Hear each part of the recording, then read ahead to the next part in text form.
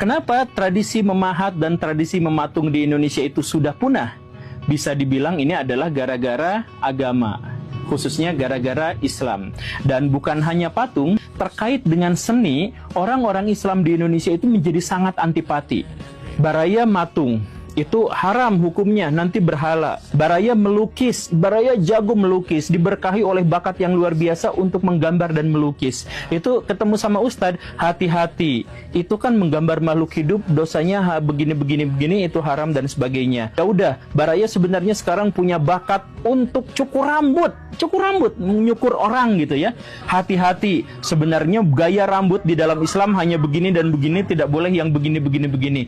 Itu kan menyulitkan. Baraya punya bakat acting. Hati-hati, berakting itu sesungguhnya adalah berdosa, memerankan peran orang lain yang bukan milik kita, kemudian bikin sinetron, bikin sandiwara yang jelas plotnya itu adalah kebohongan-kebohongan. Itu juga tidak boleh. Aduh, Baraya bingung kan? Ya sudah, saya seni bela diri saja. Seni gelut-gelutan, saya mau jadi petarung di UFC. Ternyata itu juga tidak boleh. Karena apa? Haram mukul wajah orang lain dan sebagainya. Karena gini, ketika seni itu dibungkam, seni itu dilarang, maka disitulah awal mula kehancuran dari sebuah peradaban. Kenapa bisa seperti itu? Karena seni itu adalah ekspresi dari kinerja otak, ekspresi dari keinginan otak untuk menyeruak ke dunia nyata.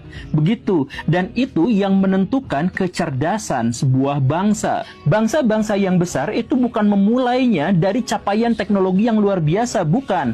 Bukan dari capaian ilmu pengetahuan yang luas, bukan. Mereka semua memulainya dari seni. Eropa, lihat, sebelum mereka masuk abad pencerahan, revolusi industri, revolusi Prancis, sebelum mereka masuk ke zaman yang namanya Aufklärung, zaman ilmu pengetahuan, akal budi dan sebagainya, mereka memulai semuanya dari Renaissance. Otak kiri itu berkembang biasanya setelah otak kanan hidup dengan penuh imajinasi.